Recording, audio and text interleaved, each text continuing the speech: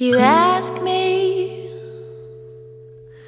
why it is I come to you when someone else is just as good. I asked them but they said the same, didn't even ask my name. Explain to me just what it is you stand to lose. Spend a minute in my shoes. Don't you feel like you paid your dues already?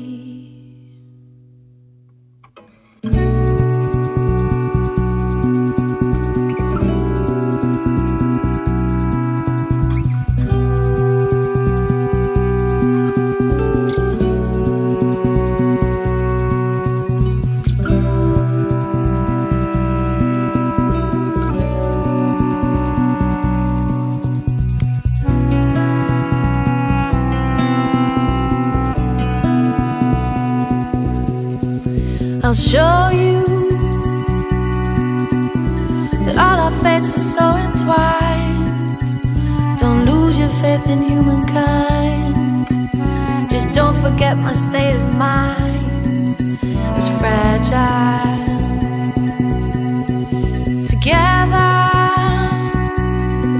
we could enjoy the taste of dignity as long as you believe in me.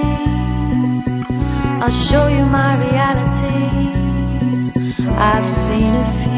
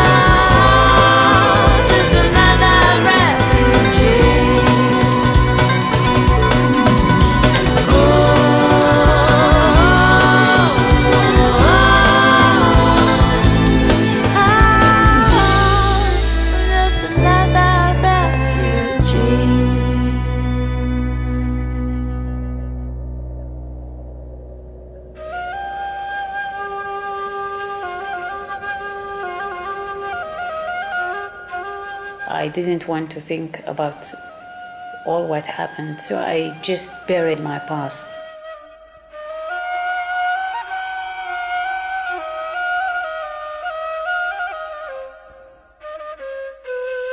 There were 38,000 Jews living in the northern part of Libya at the time. Today, there are none left, Mafdal had. The community is totally extinct.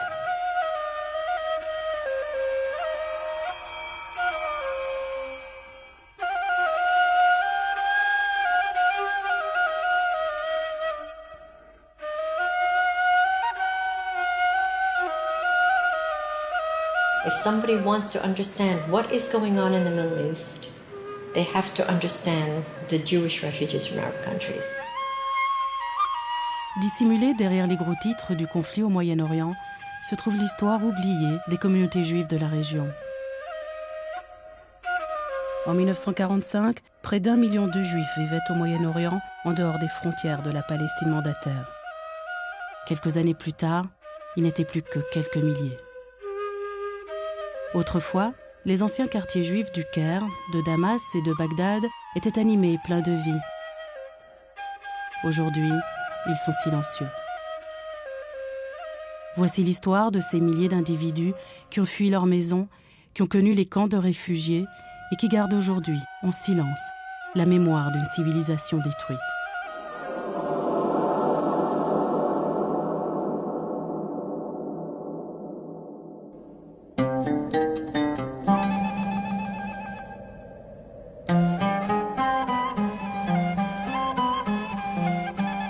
I was in Los Angeles on a business trip. I was in a hotel, and there was a young lady in her mid-20s.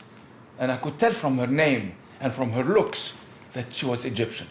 So I said, Ahlan wa sahlan. He said, oh, do you speak Arabic? I said, yes. And she said, why did you leave Egypt? I said, well, I'm Jewish. He said, oh, I didn't know that there were Jews living in Egypt. And I told her the whole story. And she was shocked.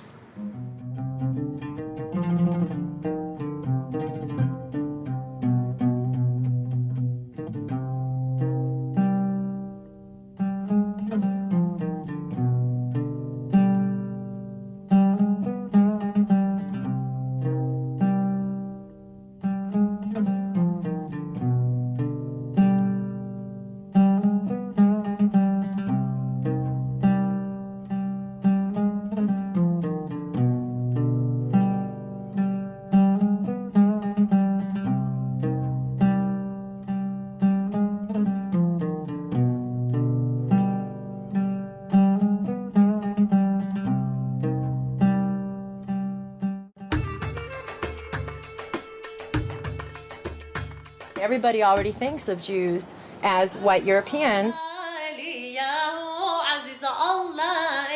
Not all Jews are European. Loloua Kazoum est la fondatrice du projet multiculturel juif et l'auteur d'une anthologie de textes de femmes juives du Moyen-Orient. Son père est réfugié de Bagdad. When I sing traditional Middle Eastern and North African Jewish music, people will often say to me, it sounds Arabic. And I say to them, you know, we're not called cousins for no reason. What is Middle Eastern North African has come to be known as Arab.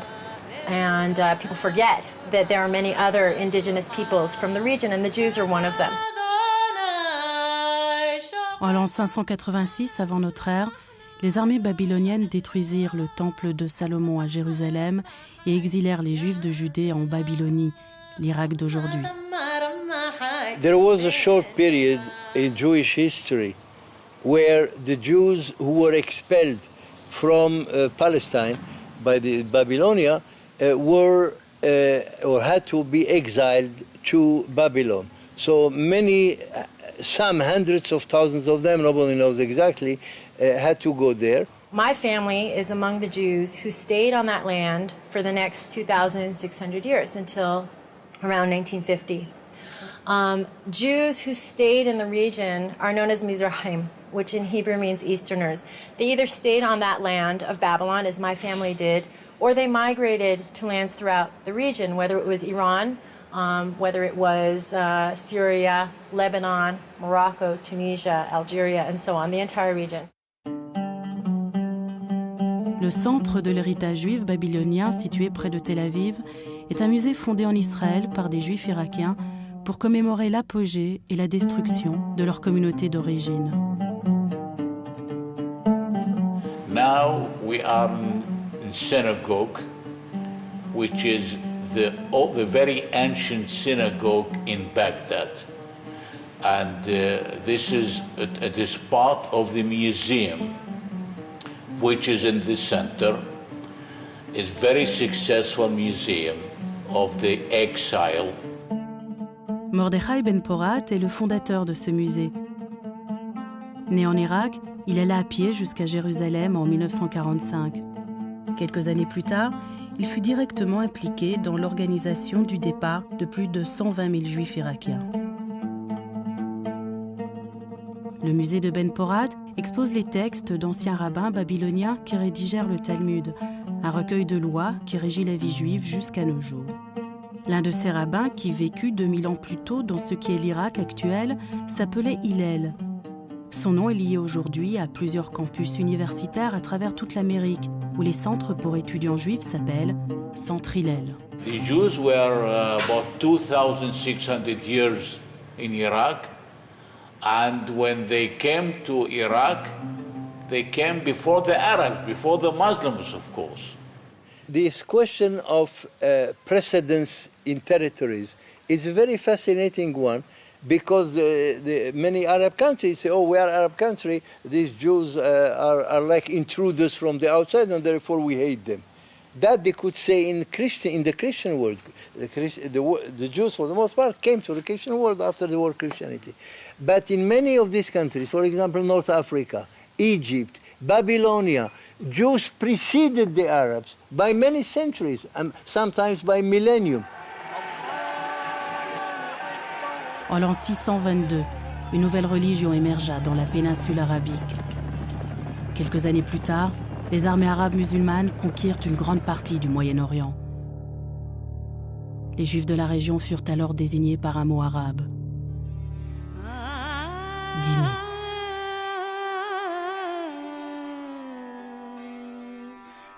A dhimmi or a dhamma, depending on the pronunciation, is a tolerated people. It's the people of the book, Christians and Jews, people who worship, practice the Bible. And according to Islam, this is a group that's supposed to be protected. What that means is, as Islam conquered the entire Middle East, North African region and killed people in the name of Islam if they would not convert, the Jews and Christians would be spared their lives. However, they always had to be both physically and metaphorically inferior. For example, a Jew could not ride a horse because then his head would be higher than that of a Muslim. Jews could not build a synagogue higher than a mosque. All houses in Yemen, I mean the Jewish houses, must be lower, far lower than the Muslims. If, God forbid, one of the houses is a little bit higher than the of the Muslims, it will be pulled down. You see, the dhimma, as I said, is juridical. It's very precise, but it has also economic, political, and social repercussions. And there are many of them. One, for example, the Jews and the Christians, by the way, had to wear special items of clothes in order to differentiate themselves. For example, the yellow patch. That's not a Nazi invention. It was invented back in the 8th century, and the Jews and the Christians were forced to wear it. The Jews and the Christians could not ride the horse, because horse is a noble animal. Only Muslim can. Jews and Christians had to ride the donkey or to walk on foot. And Jews and Christians could not build any house of prayer, new one. And even if they wanted to refurbish the old ones, they had to have a special permission.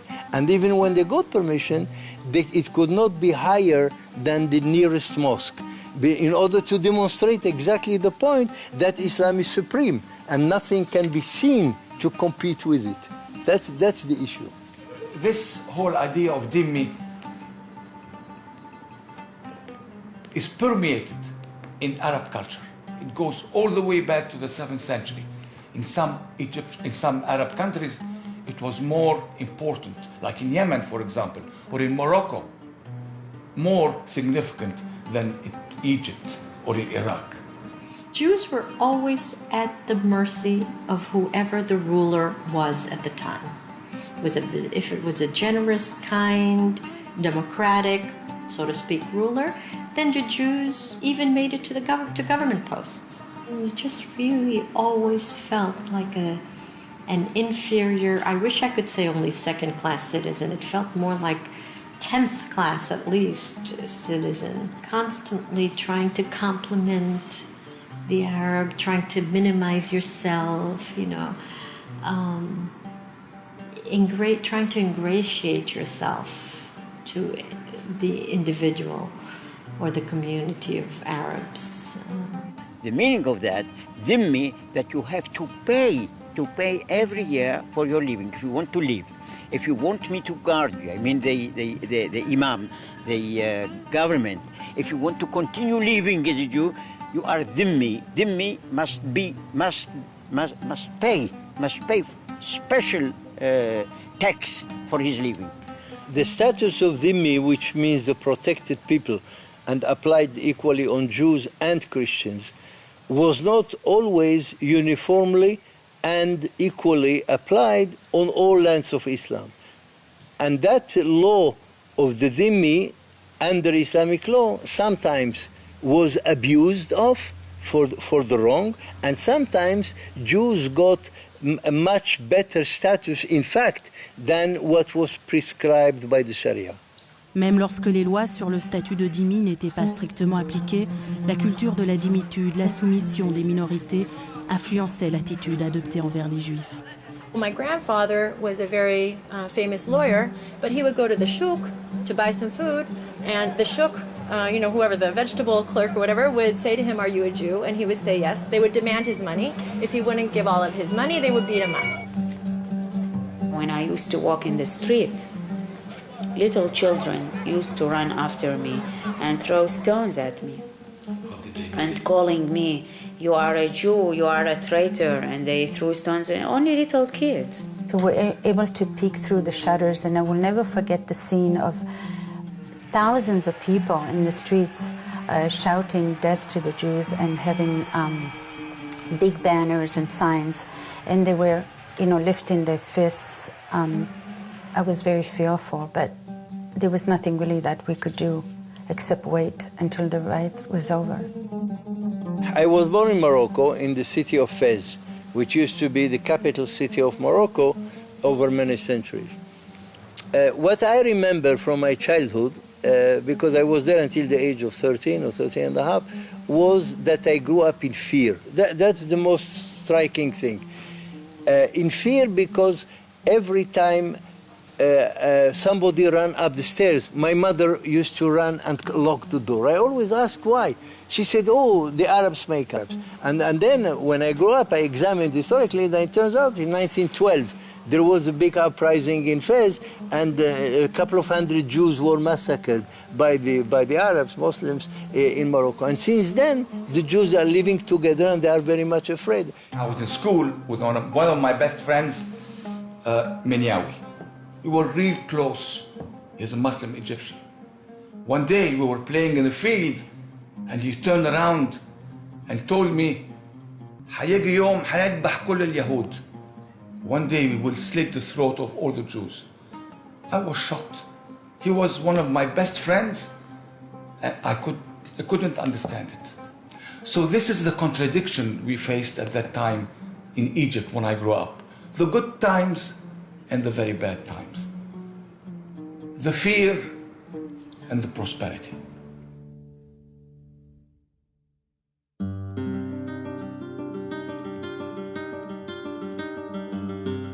Même si les Juifs étaient des citoyens de deuxième classe selon la règle musulmane, leur vie dans les pays chrétiens fut souvent pire, faite de persécutions. Beaucoup de Juifs trouvèrent alors un refuge et une relative tolérance sur les terres de l'islam après leur expulsion d'Espagne. Dans les villes modernes du Moyen-Orient, les Juifs étaient partie intégrante de la société. Ainsi, dans les années 20 à Bagdad, on recensait presque 40% de Juifs. And I remember very well Baghdad. Remember the river? My family used to live in northern Baghdad. It was a very nice neighborhood, and we had very good relations with the neighbors. Well, I remember the River Nile and the pyramids. I remember my friends and my school teacher, and I remember especially the 80,000 vibrant Jewish community. The Jews of Iraq, they served the state of Iraq very much, more than any other minority in Iraq. The first finance minister was a Jew.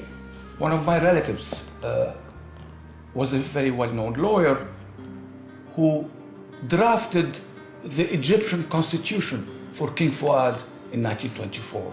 Now, not many Egyptian Muslims know that an Egyptian Jew drafted the constitution. I think my father was a very special case because he wasn't really even considered as a Jew by most of his Muslim friends. He was an Iraqi first and foremost. He was not only really very much knowledgeable about Judaism, but also about Quran. And and he could cite many surahs from the Quran, and he understood very well the Quran. When Muslim was invited to Jews for Saturday, he said, for Chunt, Tibet we called it, it was very honored to that Muslim that she was invited to Jews. أبجد هوس حطي كلام شكل الأستاذ بقى منسجم أبجد هوس حطي كلام شكل الأستاذ بقى منسجم. Leila Murad, she was the diva, the Barbara Streisand, if you will, of the Middle East, and she was an Egyptian Jewish woman who was a beautiful singer. And to this day, people are still listening to her music and absolutely love her. Most Arabs do not know that she's Jewish. كان فعل ماضي ما تسيبه بحاله والماضي احنا مالنا وماله كان فعل ماضي ما تسيبه بحاله والماضي احنا مالنا وماله.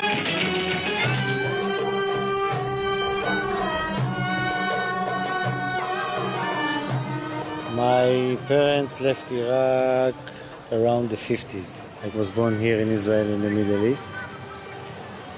I consider myself as a Judeo-Arab, belong to the Judeo-Arab people. Interprète de musique ethnique, Yair Dalal préserve en la réinterprétant la musique juive irakienne. Il a appris cet art auprès des musiciens juifs qui se sont enfuis de Bagdad pour Israël dans les années 50. Yair Dalal partage sa passion avec d'autres Israéliens et se produit en concert dans le monde entier. I was 2 months ago in Germany for a peace concert. And I met 3 young musicians from Baghdad. They ran away. It was in Cologne. They escaped to Cologne from Iraq. And we started to sing and play, and I played the violin and the oud. And after the concert, they came to the stage like they, with full of enthusiasm and tears in their eyes. He said, my father is a musician. He always taught me, if you want to study to play good music, to play well, go to the Jews, study from the Jews how to play. And he said, tonight I'm going to call him to Baghdad and to tell him I found Jewish young people that play your music. I listen a lot to Iraqi music. I read in Arabic. We cook the same food that we used to cook in Iraq. So I'm very much Iraqi as well.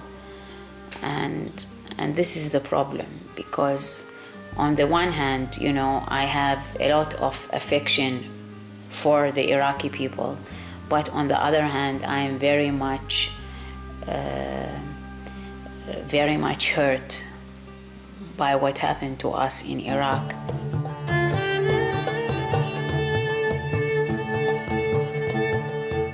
Sous les puissances coloniales européennes, les lois sur le statut de dhimmi ont été en grande partie supprimées et beaucoup de juifs ont prospéré. Mais dans les années 30, une vague de nationalisme arabe a déferlé sur les pays du Moyen-Orient alors qu'ils émergeaient de la domination coloniale. Les fervents leaders du nationalisme arabe ont souvent fait des juifs le bouc émissaire du mécontentement social. There was a pattern of Arab government, state-sanctioned, indeed state-orchestrated repression, which included intimidation, harassment, beatings, persecution, and even murder.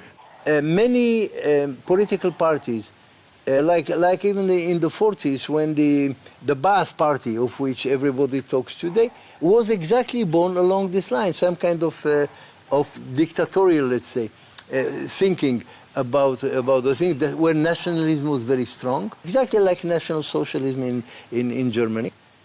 Haj Amin al-Husseini, the Palestinian Mufti, was meeting with the Führer himself, with Hitler, and proposed a final solution to the Jews throughout the Middle East and North Africa. And the Hitler, of course, was delighted. En 1940, Ajamin al-Husseini était le plus grand dirigeant des Arabes palestiniens. Il était aussi à la tête de la plus haute autorité arabe de l'époque, l'organisation politique centrale des Arabes de Palestine. Il a discuté avec Hitler de la mise en place de camps de concentration au Moyen-Orient. Sur les ondes de la radio nazie, il a prononcé un discours adressé au monde arabe dans lequel il ordonnait « Arabes, levez-vous comme un seul homme et luttez pour vos droits sacrés. Tuez les Juifs partout où vous les trouverez. » Ces mots se sont répercutés à travers tout le Moyen-Orient. In Iraq, in the 1930s, you had the pro-Nazi government, which led to the Farhud in 1941, in which Jews were completely massacred. What happened was that the mobs went rioting through the Jewish ghetto. They would pull babies apart from their limbs till they broke. They would rape women and daughters in front of the families. They pulled the Jew among all passengers in the bus. Who is the Jew? And they did the Jew out, they killed them outside the bus. Or they entered the houses and they looted. Jews run from roof to roof. In Baghdad, you know, the houses are close, are very close, and you can run on the roof. Some of the neighbors of the Jews, they were with those who attacked their neighbors, with the police, and they killed, they looted, and that's what they did, and they forgot all the friendship. Throughout Libya, Egypt, you know, all these different countries, Syria, you hear all of these instances of riots leading to torture, massacre of Jews.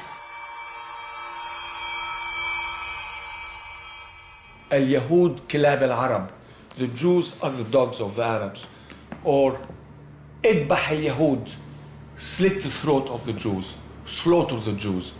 These were not only on posters, but the people were chanting them. And this was scary to see a crowd coming towards you chanting اذبح اليهود, kill the Jews. This wasn't just mobs and demonstrations. This was actual killings of civilians, innocent civilians who were Jewish. And it really created a tremendous fear in the Jewish population, especially for my own parents. My mother had to run through rooftops to escape the mob that was out to kill many of the Jews in her neighborhood.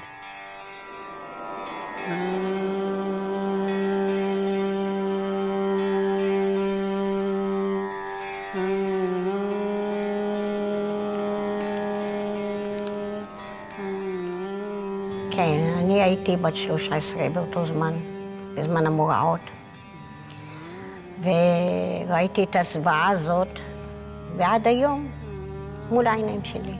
הערבים קמו והורגים, שורפים והורגים, והתחילו לפרוץ בתים, להרוג, לשבור, להושיב. ואנחנו פחדנו מאוד.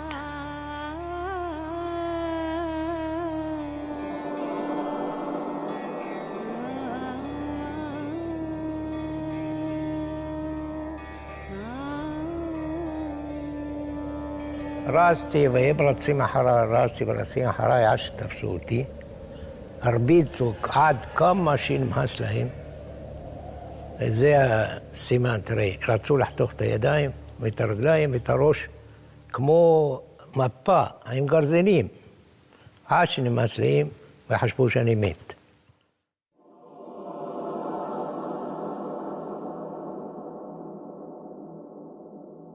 הכנסתי חדר. מסעתי ילדים, ערימה, 6, 7, 8, קטנים, תינוקות, ככה, 10, שכל הבית, ערימה אחת, סגופים. ריח של בן אדם, של בשר של בן אדם, ריח, קשה.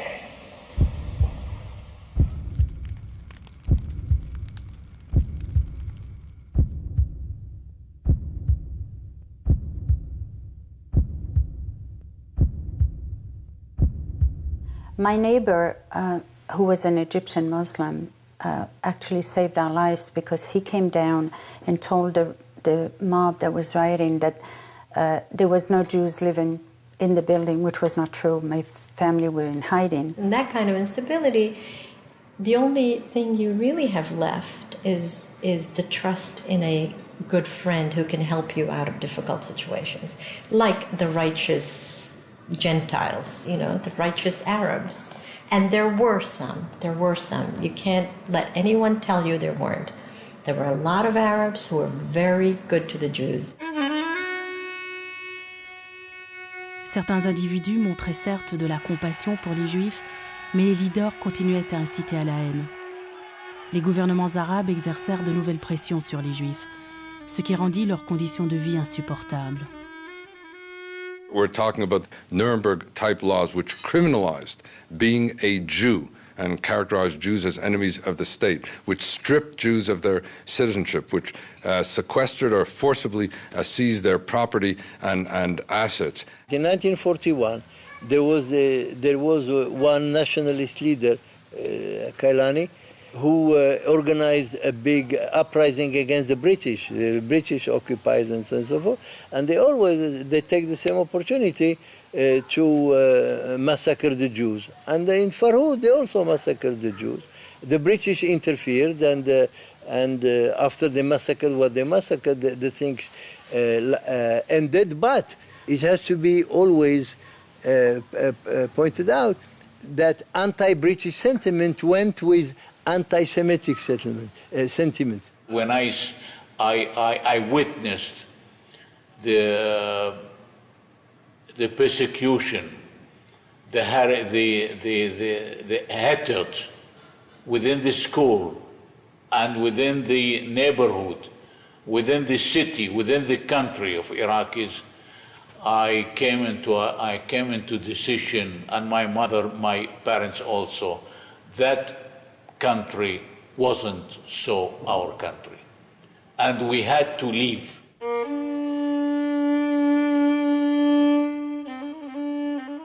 بدون رجوع meant without the chance of coming back, a one-way trip. This is what the Egyptian government did to many Jewish families. When they kicked them out, they stamped on their travel documents, بدون رجوع. We don't want to see you again. This is a one-way trip. Well, in 1948, we were some 100,000 Jewish in Egypt. And now you can find there only perhaps 20, 30 old people. So we could say that the Jewish community in Egypt is not anymore. It's finished, vanished. As I was watching the door close, and it was a little bit dark, the lights were off, the sun wasn't strong anymore, the curtains were down, and there was this beautiful home, neat, clean, the beds were made, all these beautiful Persian rugs, big rugs, and we were just closing it, and we left. We left, and we lost everything. We lost the business, we lost his manufacturing shop and his retail shop, and we left behind, unfortunately, a very beautiful villa with a garden full of orange blossoms and lemon blossoms, which till now I can remember. When we reached the airport, we had no idea what was going to happen. I mean, I had no idea if we were going to see our parents again, if we were going to be reunited again, if we were going to get killed or be let go or nothing. We knew nothing. The only thing we could take with us were a few clothes. I had left a very valuable and very dear stamp collection, but I did take out with me my Star of David. It was made by my grandfather, and the necklace was made by my father. I was able to get it out, and luckily they didn't search me, because if they had, the Egyptian authorities at the customs would have pulled it from my neck.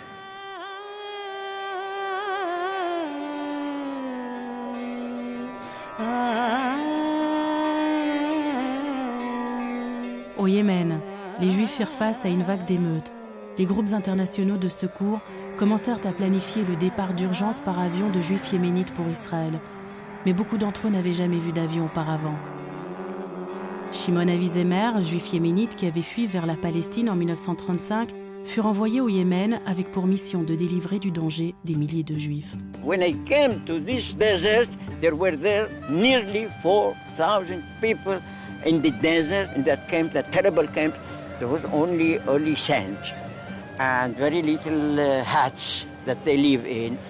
What we had to do, only to teach them, to prepare them for Israel, to teach them the Hebrew. You know, in that desert, I had 2,500 pupils, 2,500 pupils from 3 years old until 60 years old. And they loved their learning, and spirit was very high. In what? In that desert, in that sand, in that terrible heat. Terrible heat. They never complained. Why? Because they waited. They hoped. They knew that tomorrow we shall be saved. Tomorrow we shall go to Israel.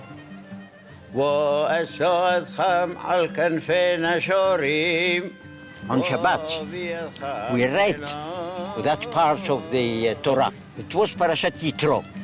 And in Parashat Yitro, we read that word, ואשא אתכם על כנפי נשרים ואביא אתכם אליי. And I shall take you, with the eagle wings, to Israel.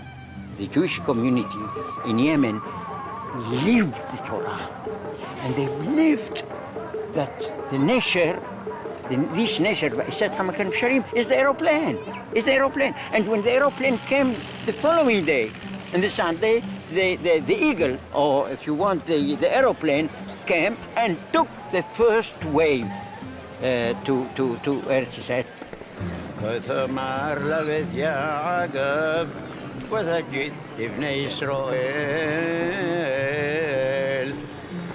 التمر إيثام أشر أوسيثي لمصرايم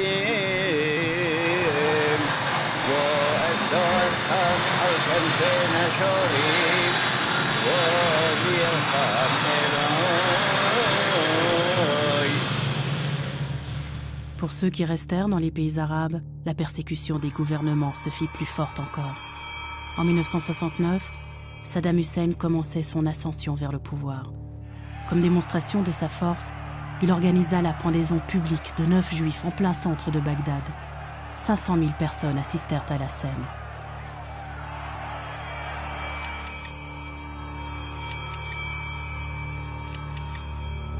And it was shown all over the world on TV, and there were masses of people there singing and dancing, around the bodies.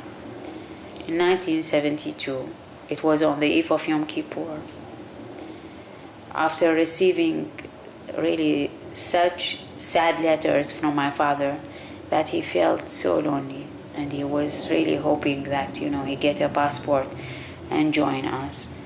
We heard that he was actually abducted on his way to the synagogue, and we don't know until today what happened to him exactly. We didn't really have Kaddish for my father throughout these years. En Égypte, à la suite de la guerre des 6 jours, le gouvernement arrêta tous les hommes juifs et les mit dans des camps de concentration. They took the 400 male Jews between the age of 16 and 60 and put them in these concentration camps. One of them is called Abu Zabal. And they beat them, and they tortured them, and they humiliated them. The things they did, I cannot say, because they are so horrible. My uncle was in there, and many of my relatives were included. The persecution of the governments of Arab countries made the Jews in Arab countries desire to leave their origin country, but they didn't how, because no country was ready to receive them. So when the state of Israel was established, suddenly we have a shelter and the Jews came to Israel.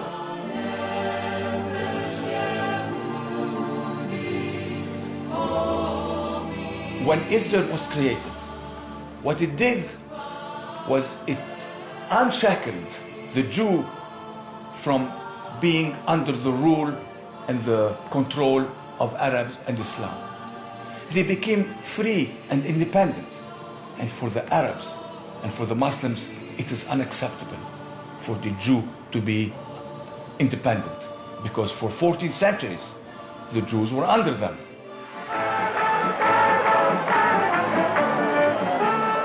According to the Muslims and the Dhimmi rules, a majority state of Jews, a state where Jews are a majority or they are the rulers, is non-existent. It must never exist. Le gouvernement du jeune État d'Israël n'avait que peu d'argent et fit face à une guerre déclarée par 7 des pays arabes voisins. 680 000 juifs orientaux furent arrachés à ces pays, dans des camps de réfugiés appelés Mahabarot. Ils se retrouvèrent sous des tentes qui pouvaient à peine les protéger de la pluie et de la boue. They were put into tents, wooden huts. More than 10 years, those Jews were in tents as refugees. My grandmother recalls that when they first got to the Mahabarot and food was very scarce, and because couscous is a national dish in Libya, and it was not so easily available at the time, she used to take dry bread and dry it up in the sun and make into little bowls just to make it look like it was couscous. À la création de l'État, ces réfugiés, les Mizrahim, luttèrent pour surmonter la discrimination sociale. I was really surprised myself how we did it here, because when we came we had nothing. We were for two years in the Mahabarot. You know what a Mahabara is. It's a place with a tent which the government gave us as refugees. I was a refugee for 2 years living in a tent. Imagine in the winter with the cold and in the summer with the heat. So, but what the Egyptian community did here was just, how to call it, they became self-made persons here. The Iraqi Jews are hardworking people.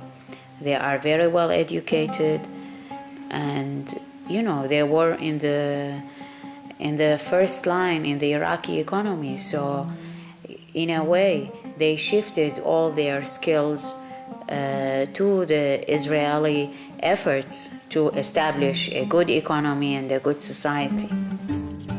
Il ne reste plus de juifs aujourd'hui en Libye. Dans le passé, la synagogue d'Arvichi de Tripoli était fréquentée le Shabbat et les fêtes par de très nombreux fidèles. Aujourd'hui, elle est abandonnée et saccagée. Seuls quelques dizaines de juifs restent en Irak, en Égypte, au Yémen, en Syrie et au Liban. Aux portes de Beyrouth, la synagogue Hamdoun est vide. Au Maroc, la synagogue El Fessaïn de l'ancien quartier juif de Fès est devenue un club de boxe. Après que les Juifs se sont sauvés d'Irak en 1955, cette synagogue a été transformée en mosquée.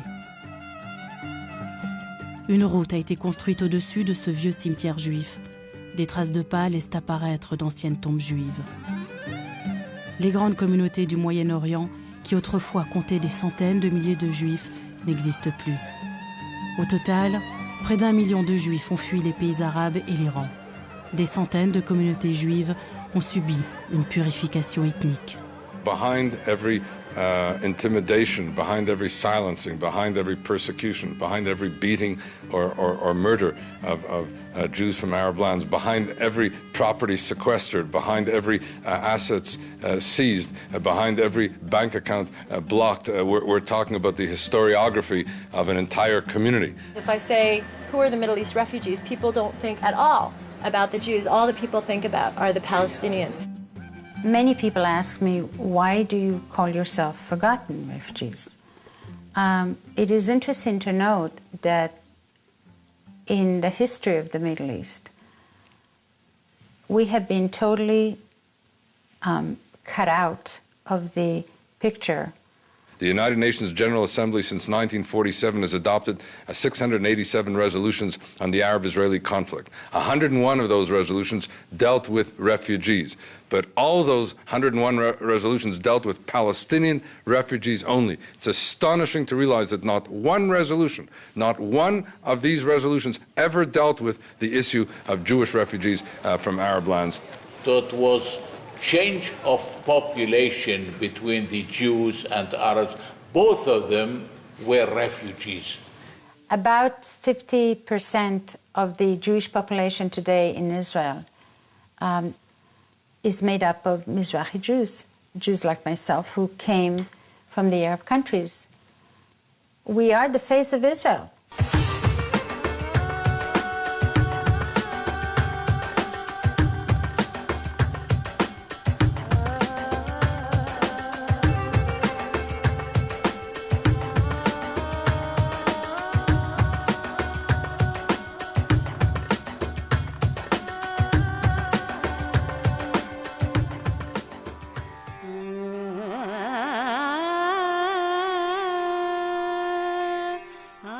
Anti-Semitism now in the Arab world is 100 times worse than when I lived there. It permeates every sector of Egyptian society and Arab Islamic society. In the mosque, in the school, in everyday conversation, on television.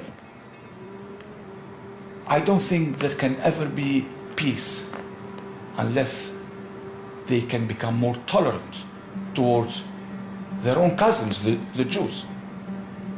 I think the only path to peace is when people can open their hearts and listen to the stories of everyone involved. And this means both the positive things, the points of connection between Arabs and Jews, where there's an overlap of culture, and also the points of oppression. Peace will not depend on my belief. Peace will depend on certain things that have to happen. First of all, accommodation. That is to say, the Arabs have to realize that the Jewish state is here to stay and to make peace with it, and then to negotiate the terms. We want this, we want that, that's legitimate. But if you want to destroy your neighbor, you can never have peace. That's my main problem with them. If there is a recognition and accommodation, the sky is the limit. Everything is possible. We were so happy when Israel signed peace with Egypt. It was like a dream coming true. We couldn't believe when Sadat came. We were so happy, and we hoped that it will continue with the other Arab countries. We are here, Jewish from all over the world. We are not just from Europe. And this is our culture. And we have to transfer it to the next generation. It's part of our life. It's part of Judaism. Only when the state of Israel, this is the only shelter, open its gate, we have the shelter, we have the house, our house in Israel, and I am many proud, much proud to be Israeli, much proud my grandchildren, grandsons, granddaughter, all of them are serving the army, and they are contributing to the state of Israel as a whole. I wish that the peace takes place between us, between the neighbors. The peace will come, will appear, must, because each human wants to live. All human wants to live. He wants his family, his children to continue living. And if we continue this way of killing each other, of these troubles, and so on and so forth, I mean, there is no hope for them, there is no hope for us. We were really the forgotten refugees, and nobody talked about us. And, you know, we were really humiliated, and we didn't get much attention also. So we swallowed our pain and agony and moved on. On the one hand, it actually improved our situation in integrating in the Israeli society and establishing a new life. But on the other hand, we felt like a great injustice has been done to us. We don't want to be forgotten anymore. We want to tell our story. We don't want our heritage, which is 3,000 years old, which is rich, to be forgotten. We want our children to remember us so that we can perpetuate the memory of all these 1 million Jews who were kicked out of the Arab world and who will never return, بدون رجوع. The Arab governments have taken away our homes. They've taken away our culture. They have destroyed our communities. But they can never take away our spirit to fight for justice. What's important to me is that the stories of everybody be told, and that everybody's history be recognized and everybody's rights be honored.